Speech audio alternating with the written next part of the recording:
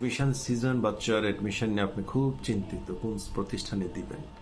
মাদ্রাসায় দিবেন না ইন্টারন্যাশনাল মাদ্রাসায় দিবেন, ইন্টারন্যাশনাল স্কুলে দিবেন, ন্যাশনাল স্কুলে দিবেন। আমি দেখেছি অনেক শিক্ষিত সজ্জন ব্যক্তিও আছেন খুব হতাশাগ্রস্ত যে আমার বাচ্চাকে আমি কোথায় দিব। কেন এত হতাশাগ্রস্ত হয়ে গেলেন?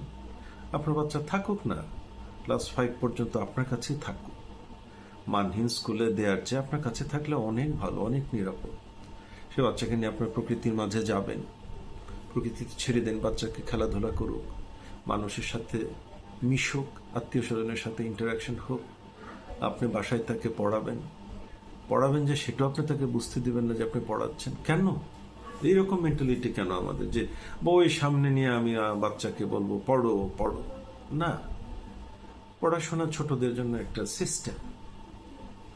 আপনার ঘরে এমন একটি পরিবেশ তৈরি করলেন, আপনি সমাজে আপনি ঘুরে বেড়ালেন, ভালো ভালো পরিবেশে নিয়ে গেলেন বাচ্চাকে, দেখবেন বাচ্চা শারীরিকভাবে মানসিকভাবে সেই সমস্ত জেলখানার বাচ্চার চেয়ে অনেক এগিয়ে থাকবে।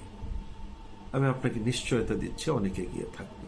তারপর আস্তে ধীরে দেখুন একটি ভালো শিক্ষা প্রতিষ্ঠান কোথায় খেলাধুলার পর্যাপ্ত ব্যবস্থা আছে, ক্লাসরুমের ভেতর ভেন্টিলেশন আছে, শিক্ষকরা মানসম্পন্ন ট্রেনিং আছে, ভালো প্রিন্সিপাল বা হেড টিচার আছে, সে প্রতিষ্ঠানের মালিক পক্ষ সুশিক্ষিত, ওনারা যে সুদখোর ব্যবসায়ী না, সুদখোর অসাধু ব্যবসায়ী যারা স্কুল খুলে বসে আছেন কারি টাকার জন্য।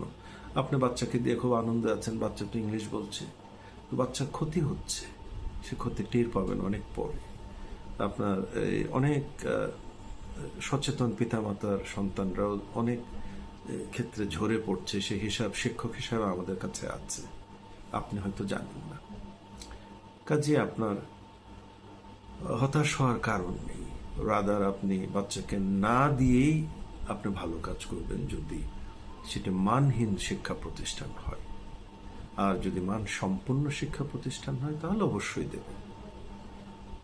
তখন আপনি বাচ্চার উপর চাপ প্রয়োগ করবেন না, পড়াশোনা করো সারাদিন।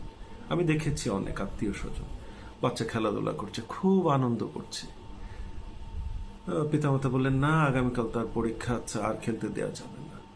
কি অদ্ভুত দেশ আমাদের দেখুন তো।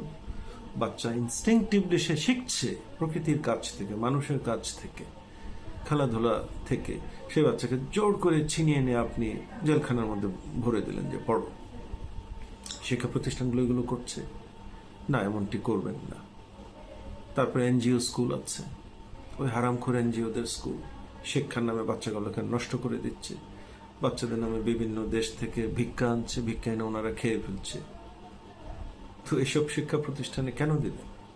তার চেয়ে আপনি যদি পড়াতে না পারেন তাহলে আপনি শিখুন, আপনার আশেপাশে যারা পড়াতে পারে তার কাছে একটু আপনি আসা যাওয়া করুন, বাচ্চাকে সুযোগ দিন। দেখবেন এই বাচ্চা আপনার সেই বাচ্চার চেয়ে অনেক এগিয়ে থাকবে ইনশাআল্লাহ। একদিন দেখবেন আপনি খুশি হবেন তখন। Thank you very much.